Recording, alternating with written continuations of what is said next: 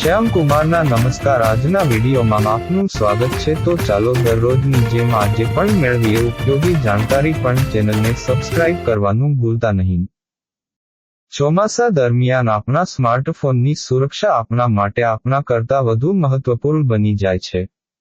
જો કે કેટલીકવાર સંપૂર્ણ સલામતી પછી પણ ફોન ભીનો થઈ જાય છે. જો તમારો ફોન પણ વરસાદમાં ભીનો થઈ જાય તો ચિંતા કરશો નહીં. તમને એવી ટિપ્સ જણાવી રહ્યા છીએ જેની મદદથી તમે ભીના ફોનને ઠીક કરી શકો છો. જ્યારે પણ તમારો સ્માર્ટફોન પાણીમાં ભીનો થઈ જાય તો પહેલા તેને બંધ કરી દો. જો ફોન ચાલુ હોય ત્યારે તેના કોઈ પણ ભાગમાં પાણી પ્રવેશે તો શોર્ટ સર્કિટ થઈ શકે છે. ધ્યાનમાં રાખો કે જો ફોન પાણીમાં પડી ગયો હોય અથવા વરસાદમાં ભીનો થઈ ગયો હોય તો તેના કોઈ પણ બટન કામ કરી રહ્યા છે કે નહીં તે તપાસવાનો પ્રયાસ કરશો નહીં. પહેલા તેને બંધ કરી દેવું સમજદારી રહેશે. જો ફોન ભીનો થઈ જાય તો શું કરવું? જ્યારે ફોન ભીનો થઈ જાય ત્યારે સૌથી પહેલા બેટરીને અલગ કરવી જોઈએ, જેથી ફોનમાં આવતી પાવર કપાઈ જાય.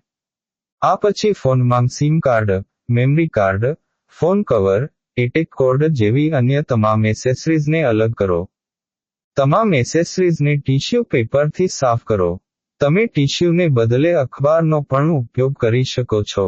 આમ કરવાથી એસેસરીઝમાંથી પાણીની સાથે ભેજ પણ દૂર થઈ જાય છે. તમારા સ્માર્ટફોનમાં નોન રિમૂવેબલ બેટરી છે, જેમ કે નોકિયા લુમી, આઈફોન અથવા અન્ય ઘણા ફોન. તેથી બેટરી કાઢીને તેને બંધ કરવાનો વિકલ્પ ખોવાઈ જશે. આવી સ્થિતિમાં પાવર બટનને થોડીવાર દબાવીને સીધો ફોન બંધ કરો. જે સ્માર્ટફોનમાં નોન રિમૂવેબલ બેટરી હોય છે તેમાં પાણીને કારણે શોર્ટ સર્કિટ થવાની સંભાવના વધુ હોય છે.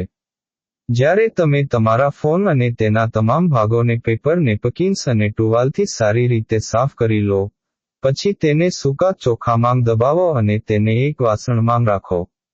ચોખા આ ભાગોના ભેજને ઝડપથી શોષી લે છે. આમ કરવાથી ફોનમાં રહેલી ભેજ દૂર થઈ જશે. જો તમને ન ખબર પડતી હોય તો ટેકનિશિયન પાસે ફોન રિપેર કરાવો.